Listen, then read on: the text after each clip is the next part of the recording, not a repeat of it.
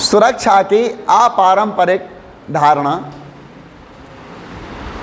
अभी तक हमने पारंपरिक धारणा पढ़ी थी सुरक्षा की, और इसमें देखा था हमने एक देश को दूसरे देश से खतरा था, सैन्य हमले का भय था।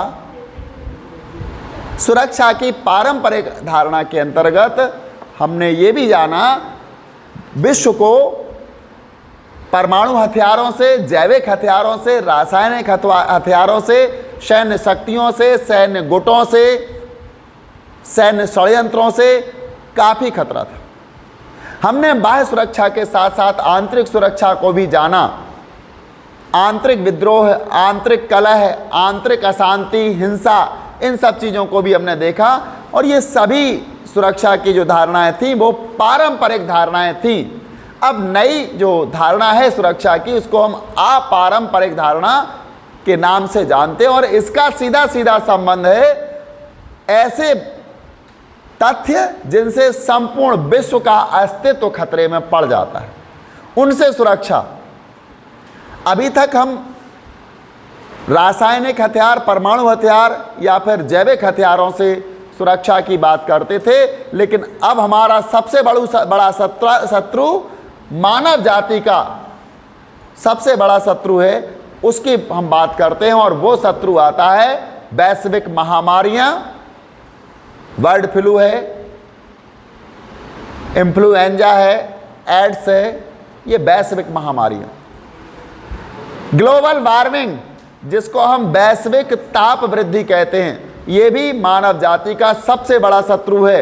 अब हमारे विश्व के बड़े बड़े देश इन पारंपरिक सुरक्षाओं के स्थान पर अपारंपरिक सुरक्षा की बात करने लगे हैं। वैश्विक ताप वृद्धि को कैसे रोका जाए? यदि वैश्विक ताप वृद्धि होती गई तो एक दिन सारी दुनिया जल में डूब जाएगी और संसार, विश्व समाप्त हो जाएगा। तो ये हमारा सबसे बड़ा शत्रु हो गया। पर्यावरण प्रदूषण, अगर पर्यावरण प्रदूषण धीरे धीरे बढ़ता गया तो क्या होगा? एक दिन इतनी जहरीली गैसें, इतनी जहरीली वायु हो जाएगी कि उसमें हम लोगों को, संपूर्ण मानव जाति को जीने का अवसर ही नहीं मिलेगा, जीवित नहीं रह पाएगा। इतनी दूषित वायु, दूषित जल, प्रदूषण जिसको हम कहते हैं, इतना व्याप्त हो जाएगा कि हमारा जीवन खतरे में पड़ जाएगा। तो ये भी अपारंपरिक सुरक्षा की धारणा के अंतर्गत आता है। मतलब हम उन खतरों की ओर इशारा करेंगे इसमें जो पूरे विश्व को एक साथ अपनी आगोश में लेने वाले हैं। आगोश तो जानते हो ना आप, उन खतरों को हम आज बात करेंगे अपारंपरिक धारणा के अंतर्गत। और पारंपरिक में क्या थे? हथियार, सेना इत्यादि थे। तो हम देखें यहाँ पर सुरक्षा की अपारंपरिक धारणा सिर्फ सैन्य खतरों से संबद्ध नहीं है। ये केवल सैन्य खतरों से संबद्ध नहीं है, इसमें मानवीय अस्तित्व पर चोट करने वाले व्यापक खतरों और आशंकाओं, यानी मानवीय अस्तित्व पर जो चोट करने वाले हैं व्यापक खतरे और आशंकाओं को शामिल किया जाता है। किसमें? अपारंपरिक अवधारणा में। इसकी शुरुआत होती है पारंपरिक सुरक्षा की धारणा के भीतर। यानी शुरुआत कहाँ से होती है? पारंपरिक जो सुरक्षा की धारणा थी उसके भीतर स्वीकार किए गए संदर्भी या संदर्भों पर सुरक्षा किसकी, यानी सुरक्षा किसकी की जाए पर सवाल उठाकर। मतलब पारंपरिक अवधारणा के अंतर्गत ये देखा गया था सुरक्षा किसकी करना है हमको, इन पर सवाल उठाए गए।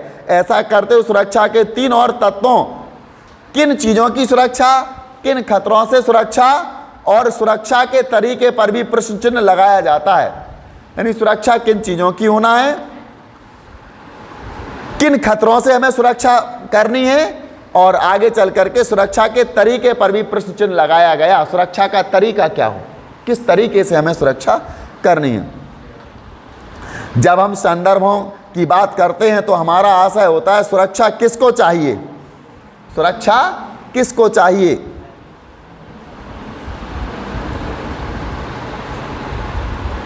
सुरक्षा की पारंपरिक धारणा में भू क्षेत्र और संस्थाओं सहित राज्य को संदर्भी माना जाता है। यानी जब बात करते हैं सुरक्षा किसको चाहिए तो भू क्षेत्र और राज्य, इनको सुरक्षा चाहिए ऐसा कहा जाता है, इसी को संदर्भी माना जाता है। कुछ भूक्षेत्र को सुरक्षा चाहिए और कुछ राज्यों को सुरक्षा चाहिए। सुरक्षा की अपारंपरिक धारणा में संदर्भी का दायरा बड़ा होता है, यानी पारंपरिक में भूक्षेत्र और राज्यों को सुरक्षा चाहिए होती है, लेकिन अपारंपरिक धारणा में सुरक्षा किसको चाहिए या इसका दायरा बढ़ जाता है। जब हम पूछते हैं कि सुरक्षा किसको, तो सुरक्षा की अपारंपरिक धारणा के प्रतिपादकों का जवाब होता है सिर्फ राज्य ही नहीं, व्यक्तियों और समुदायों या कहें कि समूची मानवता को सुरक्षा की जरूरत है। यानी पारंपरिक जो सुरक्षा की अवधारणा है,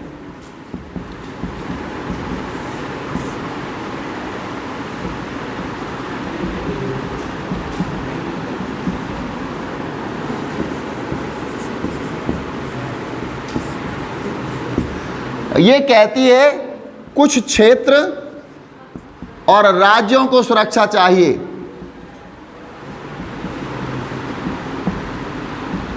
जबकि अपारंपरिक धारणा क्या कहती है,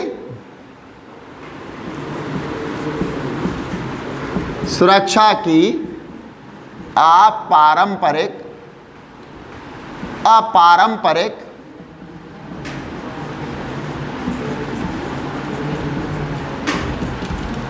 ये कहती है समूची मानव जाति को, सिर्फ राज्य ही नहीं, व्यक्तियों और समुदायों या यूं कहें, यानी ये कहते हैं सिर्फ राज्य ही नहीं,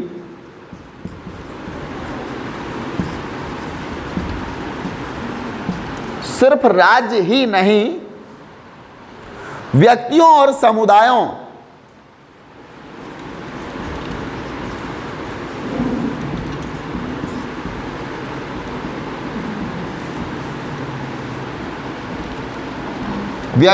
और समुदायों या कहें कि समूची मानवता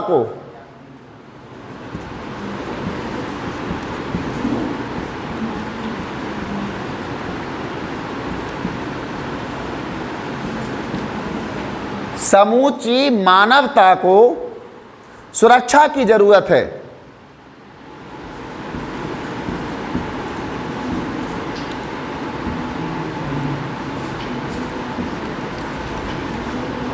मतलब समूची मानवता को सुरक्षा की जरूरत है।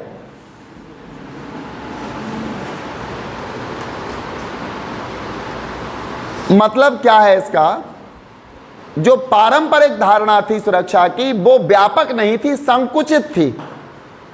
केवल हमारा क्षेत्र सुरक्षित रहे, हमारा राज्य सुरक्षित रहे, हमारे राज्य की प्रजा सुरक्षित रहे, ये बात आती थी किसमें, पारंपरिक धारणा में। लेकिन जब अपारंपरिक धारणा आई तो इसमें क्या आ गया, सिर्फ राज्य ही नहीं, व्यक्तियों और समुदायों या यूं कहें कि समूची मानवता को सुरक्षा की आवश्यकता है। एक राज्य को नहीं, एक क्षेत्र को नहीं, व्यक्तियों को नहीं, समुदायों को नहीं, बल्कि समूची मानवता की सुरक्षा की आवश्यकता है। यहां जो धारणा है अपारंपरिक, ये व्यापक हो गई, सारी दुनिया में फैल गई है।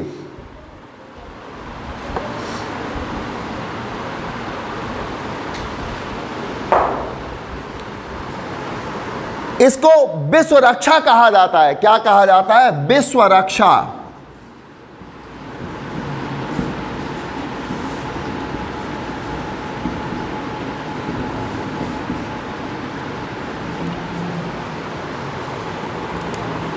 मानवता की रक्षा का विचार जनता जनार्दन की सुरक्षा को राज्यों की सुरक्षा बढ़ाकर मानता है। यानी वो कहता है कि अगर हम राज्यों की सुरक्षा बढ़ा देंगे तो मानवता की सुरक्षा अपने आप हो जाएगी। मानवता की सुरक्षा और राज्य की सुरक्षा एक दूसरे के पूरक होने चाहिए। मानवता की सुरक्षा और राज्य की सुरक्षा एक दूसरे के पूरक होने चाहिए। हमें अपने केवल राज्य को ही नहीं देखना है, हमको ये भी देखना है कि मानवता सुरक्षित है या नहीं है। किसी देश पर हम हमला करते तो वहां के मानवों को चोट नहीं पहुंचनी चाहिए, वहां के मानवों को किसी प्रकार का नुकसान, जनहानि या धनहानि नहीं होना चाहिए। ऐसी विचारधारा हमारे अंदर हो। देश तो हम सुरक्षित करते हैं, लेकिन मानवता को भी सुरक्षित करना होगा। लेकिन सुरक्षित राज्य का मतलब हमेशा सुरक्षित जनता नहीं होता। सुरक्षित राज्य का मतलब केवल सुरक्षित जनता नहीं होता। नागरिकों को विदेशी हमले से बचाना भले ही उनकी सुरक्षा की जरूरी शर्त हो, यानी जो नागरिक हैं उनको विदेशी हमले से बचाना ये भले ही राज्य की शर्त हो, इतने भर को पर्याप्त नहीं माना जा सकता। सच्चाई यह है कि पिछले 100 वर्षों में जितने लोग विदेशी सेना के हाथों मारे गए, उससे कहीं ज्यादा लोग खुद अपनी ही सरकारों के हाथों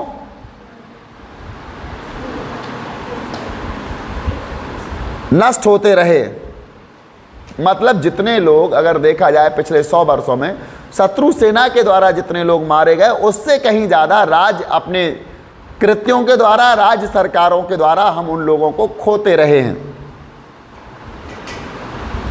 मानवता की सुरक्षा के सभी पैरोकार, यानी मानवता की सुरक्षा के जितने भी पैरोकार थे, जितने भी साधन थे, सुरक्षा मानवता को सुरक्षित करने वाले लोग थे या जो साधन थे, मानते हैं कि इसका प्राथमिक लक्ष्य व्यक्तियों की संरक्षा है। यानी जो भी मानवता की सुरक्षा की पैरोकारी करते हैं, उसकी वकालत करते हैं, वो मानते हैं कि इसका प्राथमिक लक्ष्य व्यक्तियों की संरक्षा है, सुरक्षा है, सीधी सीधी बात। बहरहाल इस बात पर मतभेद है कि ठीक ऐसे कौन से खतरे हैं जिनसे व्यक्तियों को बचाया जाना चाहिए। इस बात पर लोगों में मतभेद है, दुनिया के, विश्व के देश के लोगों में इस बात पर मतभेद है कि ऐसे कौन से खतरे हैं जिनसे मानवता को बचाना है। मानवता की सुरक्षा का संकीर्ण अर्थ लेने वाले, मतलब कुछ लोग ऐसे हैं मानवता की सुरक्षा का कैसा अर्थ लेते हैं, संकीर्ण अर्थ लेते हैं। संकीर्ण मतलब संकुचित अर्थ लेने वाले पैरोकारों का जोर व्यक्तियों को हिंसक खतरे यानी खून खराबे से बचाने पर होता है। जो संकीर्ण मानवतावादी लोग हैं, मानवता की संकीर्ण धारणा वाले लोग हैं, वो क्या कहते हैं, मानव को किससे बचाना, हमें हिंसा या खून खराबे से बचाना, बस यही उनका सोच होती है, क्योंकि उनकी विचारधारा संकुचित होती है, संकीर्ण होती है। संयुक्त राष्ट्र संघ के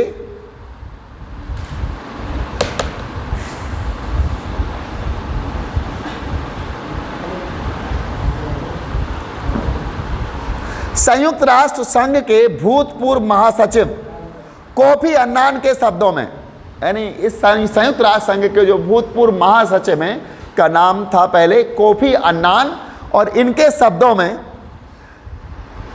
कहें तो ऐसे पैरोकारों का आशय होता है व्यक्तियों और समुदायों को अंदरूनी खून खराबा से बचाना। मतलब जो संकुचित या संकीर्ण विचारधारा के पैरोकार होते सुरक्षा के, उनका केवल यही मानना होता कि व्यक्ति को अंदरूनी खून खराबे से बचाना। मानवता की सुरक्षा व्यापक अर्थ लेने वाले पैरोकारों का तर्क है, और जो मानवता की व्यापक अर्थ में सुरक्षा चाहते हैं पैरोकार, यानी उनकी वकालत करने वाले, उनका पक्ष लेने वालों का तर्क है कि खतरों की सूची में अकाल, यानी कौन कौन से हैं इसके अपारंपरिक सुरक्षा के, अकाल, महामारी,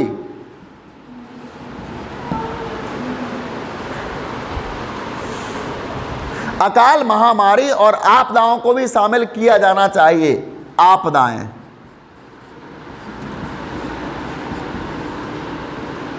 इन सबको शामिल करना होगा मानवता की सुरक्षा के लिए, क्योंकि युद्ध, जनसंहार और आतंकवाद साथ मिलकर जितने लोगों को मारते हैं, यानी जितने युद्ध और आतंकवाद मिलकर के लोगों को मारते हैं, उससे कहीं ज़्यादा लोग अकाल, महामारी और प्राकृतिक आपदा की भेंट चढ़ जाते हैं।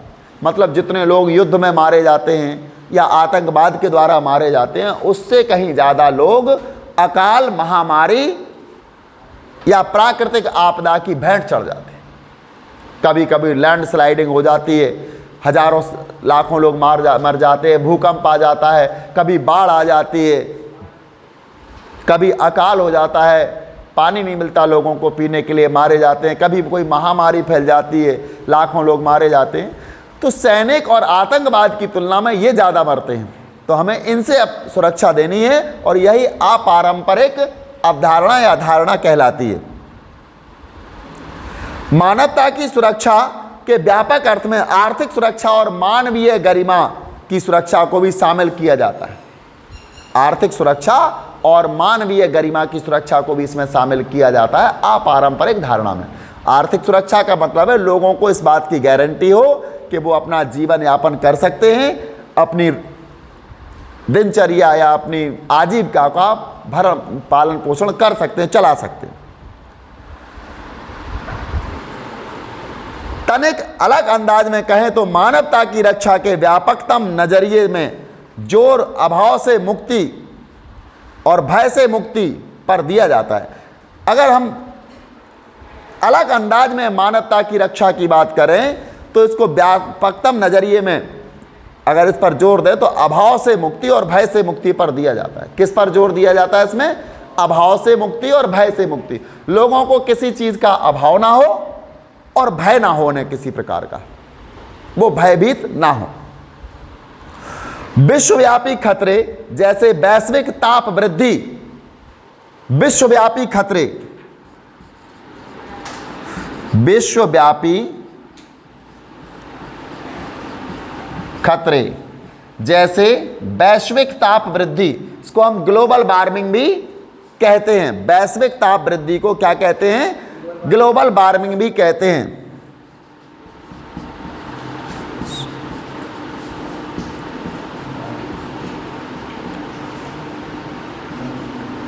वैश्विक ताप वृद्धि यानी ग्लोबल वार्मिंग, ग्लोबल वार्मिंग।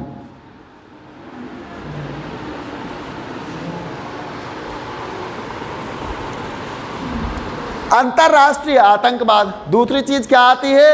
अंतरराष्ट्रीय आतंकवाद।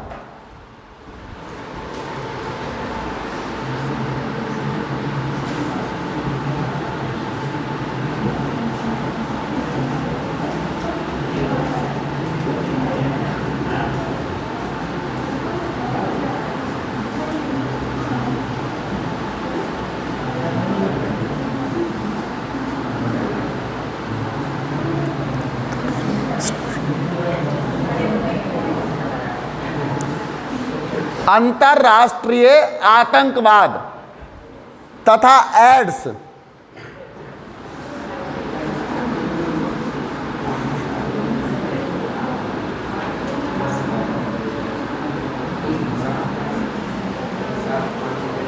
एड्स और बर्ड फ्लू,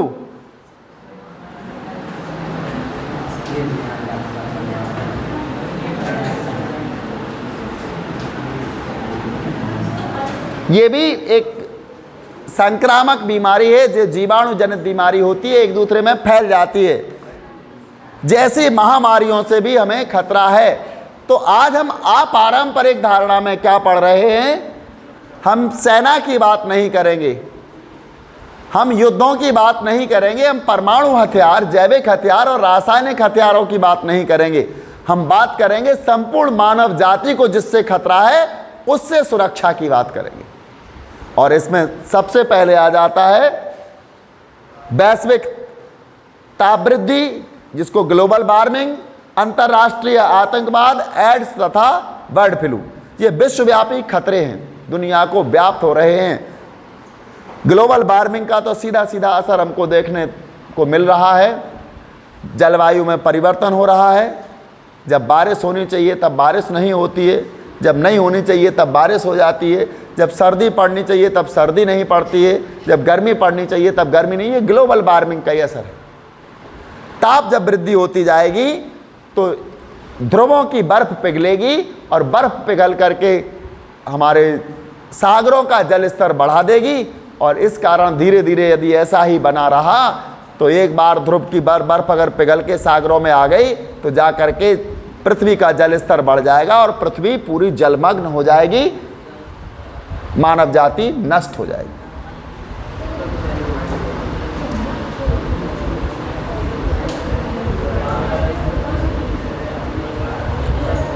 जैसी महामारियों के मद्देनजर 1990 के दशक में विश्व सुरक्षा की धारणा उभरी, यानी ऐसी चीजों को देखते गए तो 1990 के दशक में विश्व सुरक्षा की धारणा उभरी। कोई भी देश इन समस्याओं का समाधान अकेले नहीं कर सकता। कोई भी देश चाहे वैश्विक ताप का हम सामना अकेले कर लें, नहीं कर सकते। किसी महामारी का, अंतर्राष्ट्रीय आतंकवाद का किसी भी ऐसी वैश्विक जो समस्या है हमारी, इनका हम सामना अकेले नहीं कर सकते। ऐसा भी हो सकता है कि किन्हीं परिस्थितियों में किसी एक देश को इन समस्याओं की मार बाकियों की अपेक्षा ज़्यादा झेलनी पड़े। ऐसा भी हो सकता है कि जो ये यहाँ लिखा हुआ है, यहाँ पर जो वैश्विक समस्याएं हमारे सामने, इनसे हमें सुरक्षा की आवश्यकता है। कभी कभी ऐसा भी हो सकता है कि किसी अकेले ही देश को इतनी समस्याएं झेलनी पड़े। ये भी नहीं है कि भाई एक ही सभी सारी दुनिया या सारे विश्व को झेलना पड़े। अकेले भी किसी एक विश्व को किसी देश को झेलनी पड़ सकती है, और हम अकेले किसी भी समस्या का समाधान करने में भी सक्षम नहीं है। उदाहरण के लिए, वैश्विक ताप वृद्धि से अगर समुद्र तल 2 मीटर ऊंचा उठता है, अगर वैश्विक ताप वृद्धि बढ़ती गई और समुद्र तल 2 मीटर उठता है, तो बांग्लादेश का 20% हिस्सा डूब जाएगा। ऐसे ही वैश्विक ताप वृद्धि होती रही और समुद्र का पानी केवल 2 मीटर ऊपर आ जाएगा, तो बांग्लादेश ऐसा देश है जिसका 20% भाग पानी में डूब जाएगा। 20% भाग उसका समुद्र अपने आगोश में ले लेगा। कमोबेश पूरा मालदीव सागर में समा जाएगा, और इसी प्रकार मालदीव पूरा सागर में समा जाएगा। अगर 2 मीटर पानी बढ़ गया ताप वृद्धि से, तो 20% हिस्सा बांग्लादेश का और मालदीव तो पूरा का पूरा पानी में समा जाएगा, समाप्त हो जाएगा।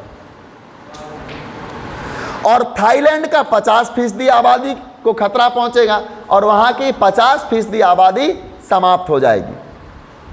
चूंकि इन समस्याओं की प्रकृति वैश्विक है, इसलिए अंतर्राष्ट्रीय सहयोग अत्यंत महत्वपूर्ण हो जाता है, भले ही इसे हासिल करना मुश्किल हो। मतलब सबसे ज़्यादा खतरा किनको है? मालदीव को, थाईलैंड को, बांग्लादेश को। लेकिन ये तीनों देश मिलकर भी तो इस समस्या का सामना नहीं कर सकते, समाधान नहीं कर सकते। समाधान होगा विश्व स्तर पर। चूंकि ग्लोबल वार्मिंग बढ़ रही है, तो पूरा विश्व के देश इसके लिए जिम्मेवार है।